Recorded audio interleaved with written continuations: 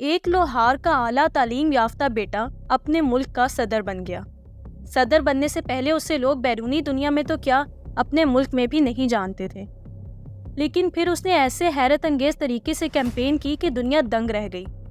دوران صدارت اس کی سادگی کے چرچے رہے، غریب لوگ اسے اپنا مسیحا سمجھتے رہے، لیکن پھر اچانک یہ منظر سے غائب ہو گیا۔ ہڈن ٹروتھس کی ویڈیوز میں خوش آمدید۔ دوستو، اس شخص کا نام محمود احمد نیات ہے۔ یہ 8 سال تک ایران کا صدر رہا۔ اس کے بارے میں بہت سی کہانیاں مشہور ہیں۔ کبھی اس کی بس میں سفر کرنے کی تصویریں سامنے آئیں تو کبھی یہ پھٹے کپڑوں میں بیرون ملک دورے کرتا نظر آیا۔ محمود احمد نیات ایران میں ایک لوہار کے گھر پیدا ہوئے اور بچپن میں ہی اپنے ماں باپ کے ساتھ تہران منتقل ہو گئے۔ 1979 میں ایران میں انقلاب آیا تو یہ پاسدان انقلاب میں شامل ہو گئے۔ دوران تعلیم ہی انہیں مشرقی آذربائیجان کا صدر بنا دیا گیا۔ انہوں نے سول انجینئرنگ اور ٹریفک کنٹرول میں پی ایچ ڈی کی۔ محمود احمدی نیات کے کریئر میں بریک 2003 میں آیا۔ انہیں تہران کا میئر منتخب کیا گیا۔ یہ باضابطہ طور پر اختیارات لڑکے میئر نہیں بنے، بلکہ انہیں کونسل نے مقرر کیا تھا۔ یہ 2 سال تک میئر کی کرسی پر بیٹھے رہے۔ اس کے بعد انہوں نے اپنے سے پہلے موجود میئر کی جدید تبدیلیوں کو ریورس کیا۔ یہ میئر کے سرکاری گھر کی بجائے اپنے فلیٹ میں رہتے رہے، سرکاری گاڑی کی بجائے اپنی ذاتی گاڑی استعمال کرتے رہے۔ 2005 میں ورلڈ میئر کے مقابلے میں یہ ٹاپ 10 میئرز کی لسٹ میں شامل ہو گئے۔ اسی مقابلے میں کراچی کے میئر مصطفیٰ کمال بھی فائنلسٹ میں شامل تھے۔ اس سے پہلے کہ اس مقابلے کے نتائج کا اعلان کیا جاتا، محمود احمدی نیات اپنے عہدے سے مستعفی ہو گئے۔ ایسا انہوں نے اس لیے کیا کیونکہ وہ صدارتی الیکشن لڑنا چاہتے تھے۔ یہ ان کا ایک انتہائی حیران کن قدم تھا، کیونکہ انہوں نے الیکشن کبھی نہیں لڑا تھا۔ لوگ انہیں نہیں جانتے تھے، لیکن اس کے باوجود بھی انہوں نے اتنا بڑا رسک لینے کا فیصلہ کیا اور مقابلے کی ٹھانی۔ صدارتی الیکشن کے پہلے مرحلے میں کسی بھی امیدوار کو 50% سے زائد ووٹ نہ ملے۔ اس پر رن آف الیکشن ہوا۔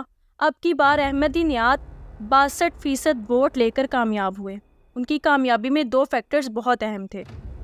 ایک تو یہ کہ یہ سپریم لیڈر خامنائی کے قریبی ساتھی تھے۔ جب یہ صدر منتخب ہوئے تو انہوں نے سپریم لیڈر کے ہاتھ پر بوسہ دے کر اپنی وفاداری کا اظہار کیا۔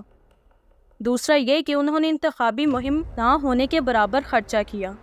وہ قدامت پسند حلقوں میں بہت پسند کیے جاتے تھے۔ انہی قدامت پسند حلقوں نے مسجد کے لاؤڈ سپیکرز میں ان کی انتخابی مہم کا اعلان کیا۔ غریب اور پسے ہوئے طبقے نے انہیں ووٹ دے کر کامیاب کیا۔ اپنے 8 سالہ دور میں محمود احمدی نیات نے پاپولسٹ اپروچ کے ساتھ حکمرانی کی۔ یہ امریکہ اور مغرب سے کھلم کھلا بیان بازی کیا کرتے تھے۔ یہ اسرائیل کے خلاف بیانات دیا کرتے تھے، جس کی وجہ سے مغرب کے ساتھ ان کی ایک دن بھی نہ بنی۔ تیل کی قیمتیں بڑھیں تو انہوں نے اعلان کر دیا کہ ایران کی تیل کی آمدنی عوام میں تقسیم ہونی چاہیے۔ انہوں نے نہ صرف ایسا کہا بلکہ ایسا کر کے بھی دکھایا۔ ایسا کرنے سے ان کی ذاتی مقبولیت میں تو بہت اضافہ ہوا، لیکن ایران کو شدید مالی مشکلات کا سامنا کرنا پڑا۔ 2013 میں جب یہ صدارت سے فارغ ہوئے تو ایران میں افراط زر کی شرح 15% سے بڑھ کر 40% ہو چکی تھی۔ ان کی مدد ختم ہونے کے بعد ایران کا قرضہ 88 ارب تک بڑھ چکا تھا۔ احمدی نیات پر دوران حکومت اپنے رشتہ داروں کو نوازنے کے الزامات بھی لگتے رہے۔ 2013 میں آخر کار ان کی مدت ختم ہوئی۔ اس کے بعد تحقیق میں یہ باتیں بھی سامنے آئیں کہ انہیں سرکاری پروٹوکول میں رکھا جاتا تھا اور یہ سرکاری گارڈز کے گھیراؤ میں رہتے تھے۔ سرکاری گاڑی اور سرکاری فلیٹ بھی انہی کی کسٹڈی میں تھا۔ امید کرتی ہوں کہ آپ کو ہماری آج کی ویڈیو بہت پسند آئی ہوگی۔ اس طرح کی مزید دلچسپ ویڈیوز کو جاننے کے لیے میرے چینل ہڈن ٹروتھ کو سبسکرائب کریں۔